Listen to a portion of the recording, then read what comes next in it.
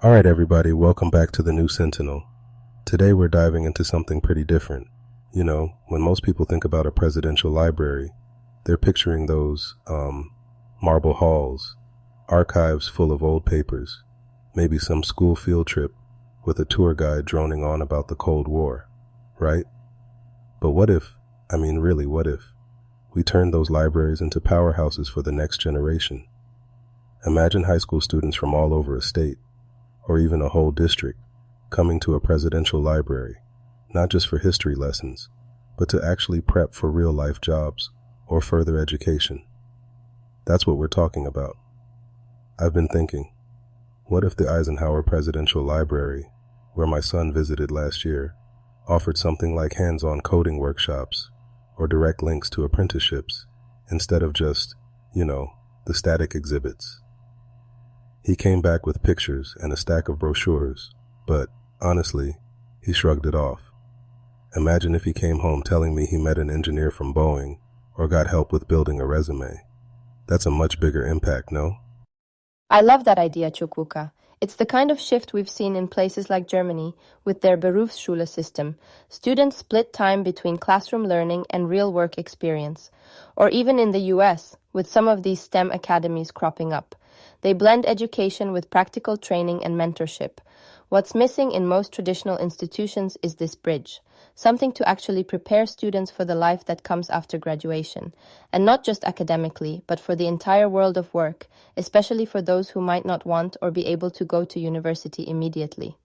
So a presidential library could evolve to become that bridge. Why not provide that experience right at the intersection of history and opportunity? Now, hang on there a sec. So you're both talking about using presidential libraries as kind of anchor points for hands-on learning? That's a shift. Most folks see those places as, museums, right? Not job centers.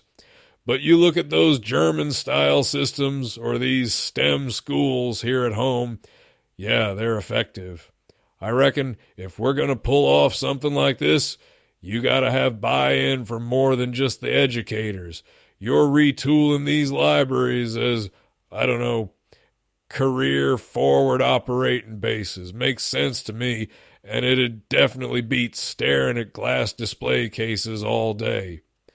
Yeah, that gives you some operational flexibility. In the military, we use every square inch of a base to do double or triple duty.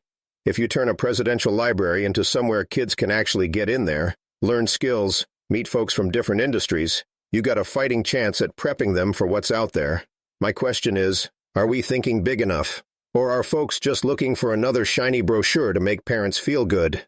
Well, if we're serious about really making this model stick, the partnerships have to go past lip service. In Scandinavia, Sweden, Norway, you'll see job training programs operated alongside unions, governments, and private corporations. These aren't just recruitment fairs, they're long-term commitments. A library could serve as a kind of hub. It could host regular apprenticeships, run seminars by union leaders, or even feature joint ventures with local companies. That kind of collaboration ties all these sectors together and keeps programs nimble, so they respond to what kids and employers actually need, not just what looks good on a grant application. Yeah, Olga, but here's where I see some real American challenges.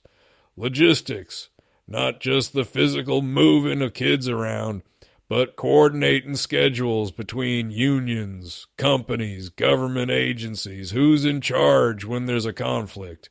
What about security, with all these minors flowing in and out, especially given the polarized climate we're living in?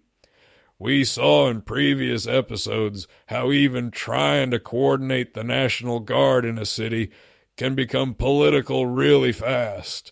Now add labor unions and corporate interests into the mix. That's a stew. I get your point, Ethan. But back in the military, and you'll know this, Duke, sometimes success comes down to clear mission objectives and good chain of command. If presidential libraries set up dedicated teams, you could navigate a lot of that mess. And look, money's always an issue. These partnerships take capital, sometimes grants, other times private investment.